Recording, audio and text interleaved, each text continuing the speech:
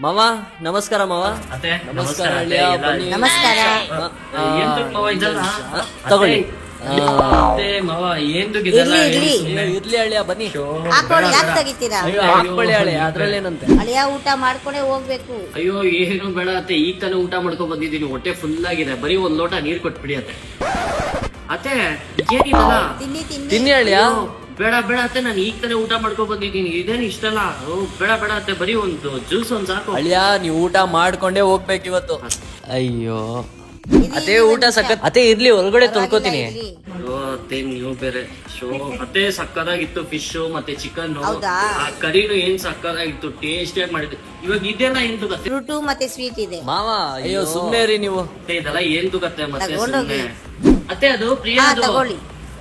ಪಾಪ ನೀವೆಂತೂ ಅಲ್ಲಿಂದ ಬರಕ್ ಹೋದ್ರಿ? ಹೇಳಿದ್ರೆ ನಾನೇ ಕೊಟ್ಟು ಕಳ್ಸಿದೆ ತಾನೆ. ಅಯ್ಯೋ ಇರ್ಲಿ, ಅದ್ರಲ್ಲೇನಿದೆ, ನಾನಿದ್ ನಡ್ಕೊಂಡ ಬರ್ತೀನಿ, ನಾನ್ ಗಾಡಿ ಅಂತಾನೆ ಬರೋದು, ಪರವಾಗಿಲ್ಲ ಇರ್ಲಿ. ಆದ್ರೂ ಒಂದ್ ಫೋನ್ ಮಾಡಿದ್ರೆ ಆಗಿರೋದು. ಏನತ್ತೆ ಇದೆಲ್ಲ? ಬಟ್ಟೆ ಅಳಿಯ.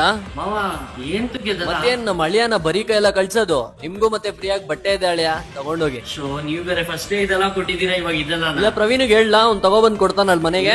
ಬಿಡಿ, ಪರವಾಗಿಲ್ಲ, ಗಾಡಿಯಲ್ಲೇ ತಾನೆ ತಗೊಂಡೋಗೋದು.